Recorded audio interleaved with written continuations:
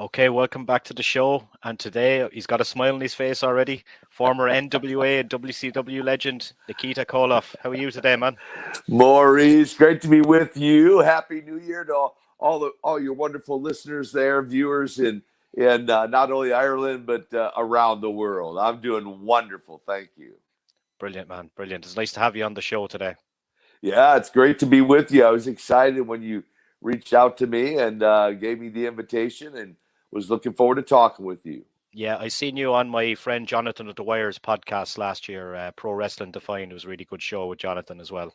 Yeah, which I love the title of your show, Cheap Heat. We could probably have some conversations about that if you wanted to. I'd say you'd be a master in that.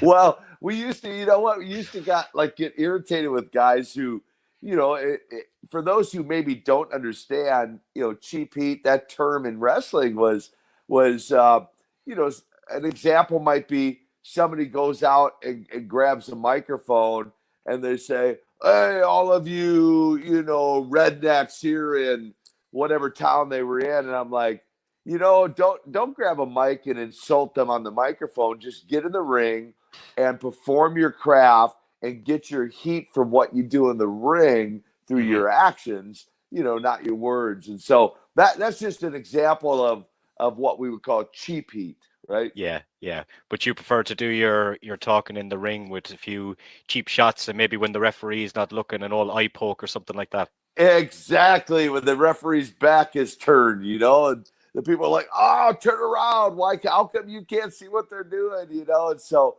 yeah, that's where that's where the real heat came from was, whether it was Ivan and I as a tag team or myself as a single was what we did in the ring. That brought what I would call the serious heat to the point of getting threats at the wrestling office, or as you may or may not know, a half a dozen times, I had fans come over the barricade, try to get in the ring and come after me. That's some pretty serious heat right there, right? Yeah, I'd say that would be a bad move on their behalf. Yeah, it potentially could have led to disaster for somebody. Yes. Yeah. Did anything ever happen like that? Did anyone ever manage to get into the ring near you?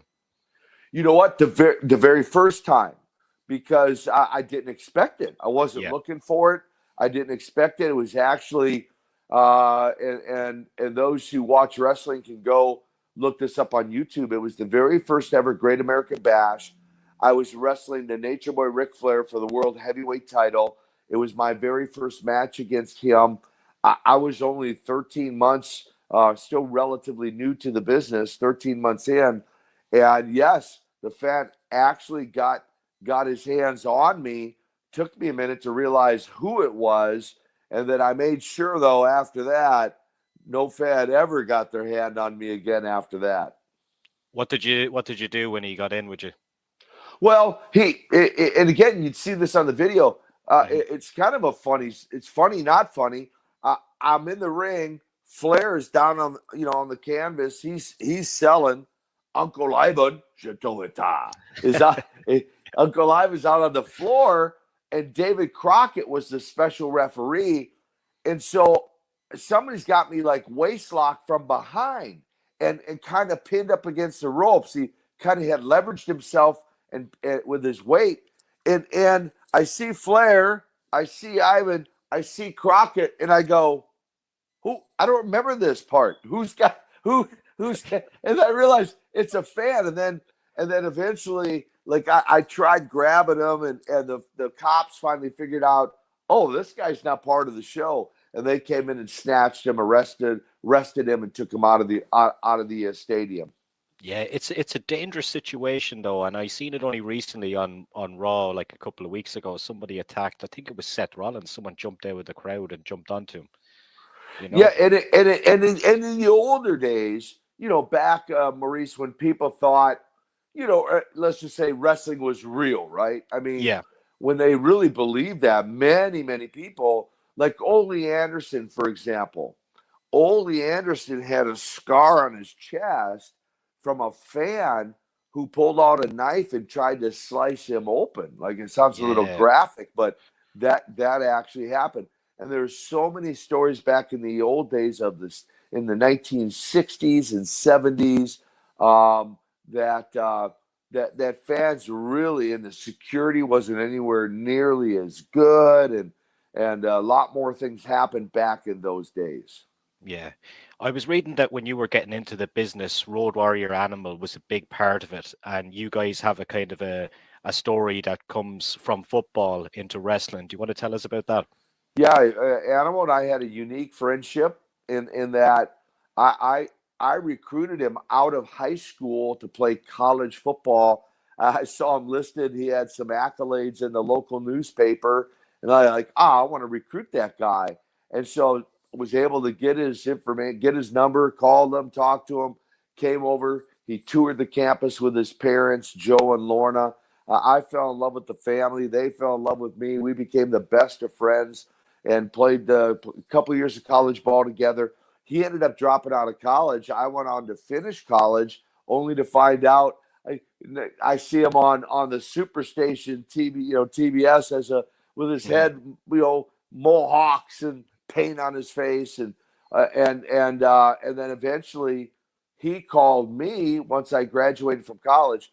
He called me and recruited me into pro wrestling, and that's really kind of how it all began. Yeah. And you were kind of thrown in at the deep end, you were pretty much straight away nearly on television, weren't you? Did you find that pressure?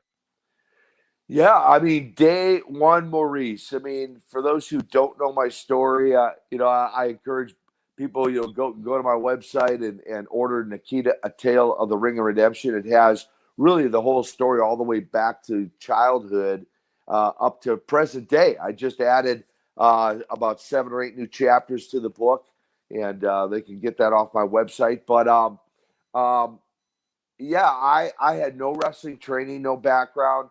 There's always a lot of rumors out there that a guy named Eddie Sharkey trained me, which Hmm. for the record, he did not. He trained a bunch of my buddies, Ravishing Rick Rude, the Road Warriors, others, but he didn't. I had zero training the day I walked into Jim Crockett's office from a 5-minute phone call with Jim Crockett, the promoter. And literally, Nikita Koloff is born in the hallways of Charlotte, North Carolina. I'm literally put right on the interview TV set and then told I'm going to wrestle, in on television the next night, having never been in a wrestling ring. It's a crazy story. Yeah. Do you think it was because of your physique and your size definitely helped in that scenario? 100%. I looking back now, I feel when Crockett looked at me, he must have had dollar signs like rolling through his eyeballs, Yeah. thinking if this guy can work at all, man, I'm going to make a boatload of money off this guy. And fortunately for me, I didn't trip on the ropes. I didn't drop the ball, so to speak. I was able to carry the load. Of course, I had great help with Ivan Koloff and Don Kernodle, and eventually others that would teach me the wrestling business, if you might say, on the job training, if you will. Hmm. I was looking up some clips over the last couple of days to kind of get ready for this interview, just to kind of see what is out there and maybe if there's something different to talk about. But when you YouTube your name, one man comes up and he talks a lot about you as Jim Ross. But then I was watching a clip of Jim Ross and he said when you left in 1991, he said he referred to you as spoiled. And I don't quite know what he meant by that. But then he went on to say that, but me and Nikita didn't really talk that much in WCW. But yet the guy has got like a lot of videos about you. I don't know if you're aware of it, but there's a lot of clips out there of Jim just giving various different stories about you. So I'm just wondering, are you guys friends or what kind of relationship do you have with Jim? That's a really great question. I don't know if I've ever been asked that before. He's right. We didn't talk a whole lot off camera. Hmm. I have nothing but absolute total respect for Jim Ross. We have a mutual friend in Bill Murdoch from Asheville, North Carolina, who is very, very close to Jim. But so much respect for Jim and his career and what he's done over the years. And of course, what he's doing now with AEW with Tony Schiavone. I talked a lot more and joked a lot more with Schiavone because Tony actually, whether he was in the Charlotte area or the Atlanta area, spent a lot more time, doing interviews with Shivani than I ever did with Jim Ross. Mm-hmm. But Jim is probably one of the most, in my view, consummate professionals when it comes to broadcasting. I did not know. So you actually, what you just said is news to me. I didn't know he had, so many things out there. And what's interesting for me, and even knowing and watching what they're doing now, I have seen a few clips from the past, and of course, even in those clips, in fact, I just saw one recently where he was interviewing Sting and I. Again, Jim was just so good. He's so good at what he does, and I just take that as a real compliment, that that there is that much out there in terms of him, referring to me. What he might have meant by spoiled. He went on to say then that you were burnt out at the time, but then I think Okay. you were back maybe a year later, weren't you? Yeah, well, some do, some don't know. Many don't know, I suppose. The first time I left WCW was I had a wife who was suffering from cancer. Yeah. Mandy, and so I walked away to take care of her. That was the decision I made. I felt that was a priority. Most important was she needed me home, and I was going to take care of her. And then after her passing, there was a time lapse in there where I didn't go back immediately, although I was invited back. I just needed some time, that whole, the grieving process. And then, yes, I eventually went back, and really for a shorter period of time before I made the ultimate decision at the end of 1992 to just hang it up and leave on what I felt was leave on top of the business after my career. Yeah. One guy you worked with as well was Ric Flair, the Nature Boy. What was he like to work with? And, did he like to party back in the day with the guys? Like, Yeah, silly question. He's pretty well on record of how much he liked to party. He makes no secret of that aspect of his life, and I would say as much as Jim Ross was the consummate professional in broadcasting, Ric Flair was the consummate professional inside the ring, perfecting and performing his craft. One of the best of the best of the best all time in terms of just not only helping the Russian Nightmare become solidify my career, but Rick also helped so many others. I mentioned the name Sting. I mean, Lex Luger. I mean, you could go right down the list of who's who in wrestling that Rick, Kerry Von Erich, I mean, that he stepped in the ring with. And no matter how much talent you had or didn't have, Rick would go in and make that guy look like $1,000,000. He just had that uncanny ability to do that. So I'm very thankful and grateful. There's no way even to tally up the number of matches I had against Rick. Probably, I'm going to guess and say a couple hundred matches against him. And again, early on in my career, right? 13 months into the business. And I learned a lot from Rick, both psychology of wrestling and the mechanics of wrestling inside the squared circle. And of course, with wrestling comes risk as well, as we all know. Was there ever what was the worst injury you think you received when you were wrestling? So I had a number of them. One actually against Rick, nothing that he intentionally did, but I vividly remember waking up on a Sunday morning about 5 a.m. in the morning. I literally had to roll out of bed, crawl on my hands and knees into my living room. My lower back was in probably some of the most excruciating pain that I'd ever experienced. And I actually ended up driving myself to an emergency room, meeting our orthopedic specialist. His name was Dr. Joe Estwanek, infamous in Charlotte, North Carolina, who diagnosed what was going on and gave me some some stretching exercises, and he actually gave me some muscle relaxers because that afternoon I was booked in the main event against Ric Flair in Charlotte, North Carolina, and also in Hmm. the Omni in Atlanta that night. So it was what we called a double shot Wow. in the main event. And I just wrestled him Friday night for, I think, maybe an hour, Saturday night for close to an hour. And something I did in one of those matches is what injured or tweaked my back.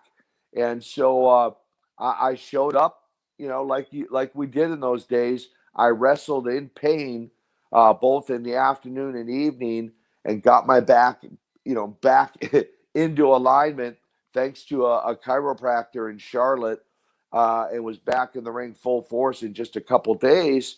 Um, and then the other one memory that comes to mind was Big Van Vader. In fact, my very last match ever in professional wrestling was against Vader, and he injured my neck that night, where my he pinched. I got a nerve was pinched in my neck, and my left arm went numb for about 3 or 4 minutes. I couldn't Mm. move it, had no control of it, and later the next morning, found out. He's a big guy, right? 450 Yeah. plus pounds. I had a hernia from picking him up. So Right. I sustained a hernia, ended up having surgery for that. Did not have to have surgery on my neck, but did have to rehabilitate my neck. And it was at that point I just made an executive decision and said, you know what? I'm done. Mhm. So I just walked away under my own terms, never to look back, Maurice. Yeah. But the one thing I always say to people, here we are now talking all these years later, and you haven't been wrestling. And I always say to guys, once you kind of step foot in the business, no matter how hard you try, you're never out of the business. Well, and I appreciate that. And I feel very fortunate, one, again, to be doing this interview with you. I do a lot of different, whether it's radio, podcast, television interviews. Um, Still involved in wrestling business. You're correct in the way of autograph signings. I think I did Hmm. 12 autograph signings last year alone. Um, and I'm just blown away, Maurice, when I think about the idea of all these years removed, right? So my last official match, I believe, was November 7th, 1992. But for someone to still even want my autograph, let alone pay for it, absolutely blows me away. I feel so blessed, and I feel so thankful and grateful that even though my career was not as long as many others, like Ric Hmm. Flair, Sting, and others, that it apparently impacted enough people that they even still want my autograph. It's very humbling, Maurice. Yeah, and it probably saved an awful lot of your body as well by having such a short career, I'd imagine. Well, it did. Like when I look at Uncle Ivan prior Hmm. to his passing, about the last 5 years of his life, it typically, he would say, take him about an hour upon waking to really kind of get out of bed and kind of Hmm. get the body moving. Wrestling is entertainment, but man, it really takes a toll on your body. And the longer you do it, the more serious type of injuries, and or even if you recover from those injuries, when you get to be, 60, 70 years old, I mean, that's when you really feel the full effects of it. And some of the guys have had double hip replacements. Ivan had shoulder surgery. His neck was messed up. His ankle was messed. His knees were messed up. I mean, it's a very physical business, even though it's entertainment. Yeah. So you were kind of never tempted to go back into the business. But one thing I always wondered was, did you ever get to meet Vince McMahon, or did you ever think about going to the WWF? Because I know you were loyal at the time as well. I was very loyal to the NWA, to Jim Crockett, who gave me my break, and eventually WCW. Um, uh, there have been some who tempted me. Jeff Jarrett, when he launched TNA Hmm. wrestling back in, I think, 2002. I actually made a few appearances for them. In fact, somebody posted something recently with Vince Russo, and I was under the hood as Mr. Wrestling #4, and it kind of shocked the wrestling world at the time. They're like, "What the heck? Oh my gosh!" Because that's 10 years, 10 or so years removed from wrestling at that point. But I like Jeff. I wanted to help TNA get started. I believe competition is good, and in whatever field it is. And so I made several appearances for TNA. Jeff did try to talk me into putting the tights back on and coming back into wrestling. I'm like, I'm not doing that, dude. I want to be like maybe one of the only guys that actually retired and stayed retired. Yeah, facts. Didn't have 10 retirement, celebrations. Specifically to your question, I've met Vince McMahon 2 times, Las Vegas in a gym. We just randomly ran into each other. That was back in the heyday of my wrestling career.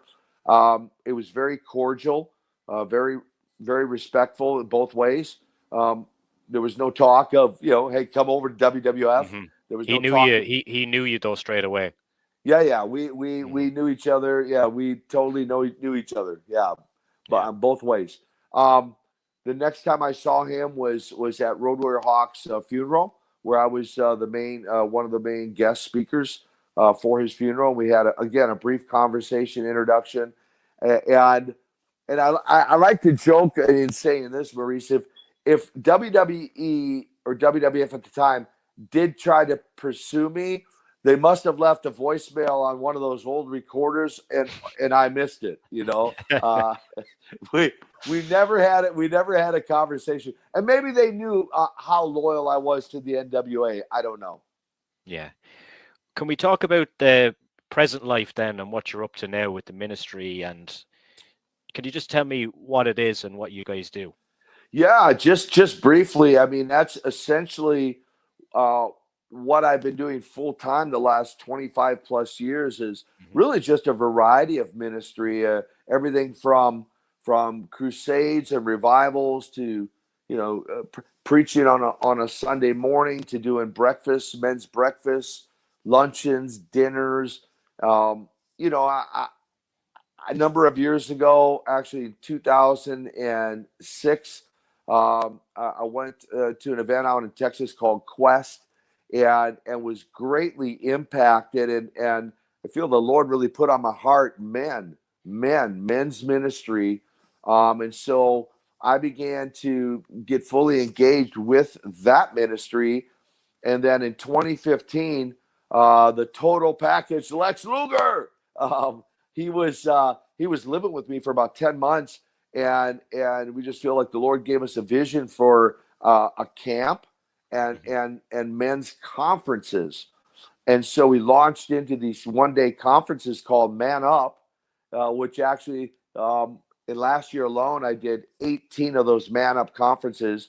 We do them in local communities, typically in local churches. I'll do one. I'm going to do a Man Up conference over the next 3 weekends. And I do a lot of those. And it's just challenging men, Maurice. It's challenging men. Our goal is to empower and equip and train men, and then really deploy men to go back home, and be, if they're married, to be a godly husband. If they have children, to train up and raise up their children. Just to be a better men overall. And then that feeds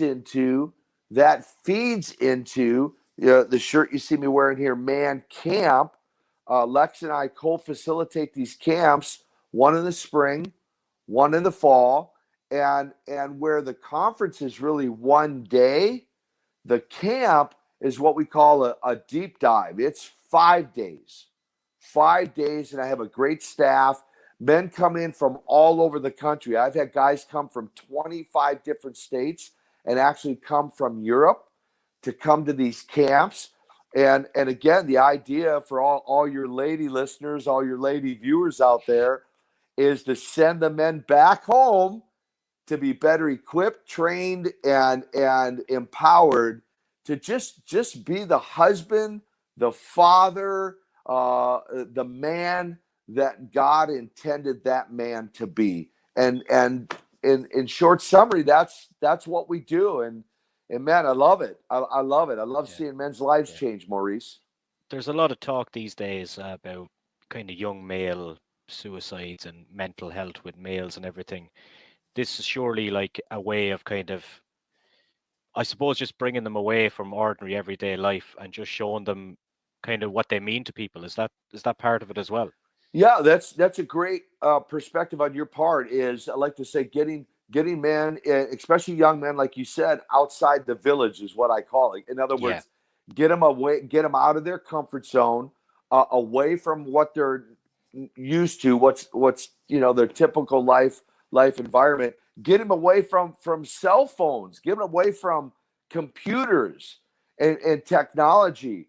And you are right. There is a real, I feel, a real attack on men at an early age, and trying to, whether it's trying to plant a seed for suicide, or just attacking their manhood in general, and just to say, no, you were created, you're a man, you're created to be a man. We want to empower you to walk in that manhood. Love your wives, love your children, and just fulfill the purpose and plan for why you are here, on this planet. And so Lex and I feel we've got a real mandate, to really challenge men, encourage them to come, whether it's to the conference or the camp, really speak into their lives. And what we do, Maurice, is he and I, we've got many years of experience in weightlifting and exercising, right? Yeah. In building up our physiques. We've both been world champions in wrestling and excelled on a football field, on a gridiron. Now, I'm talking about American football for all you out there in Not Ireland. not soccer. Not soccer. I'm talking about Yeah. American football. But so what we do is we take our many years of experience, and by the way, we want men to be healthy physically. We want them to be healthy emotionally and mentally, so they don't maybe go down that path and consider suicide. And of course, we want to help them be spiritually healthy. So our tagline, Maurice, is a whole man living a holy life, and just wholly available under the Lord and fulfilling their destiny. That's our goal. Yeah. And all that information can be found on koloff.org. Well, yes, that's one website, and or Koloff.net. Koloff.net. In fact, if they go to Koloff.net, they can find out more about Man Camp. They can follow me on all the social media platforms.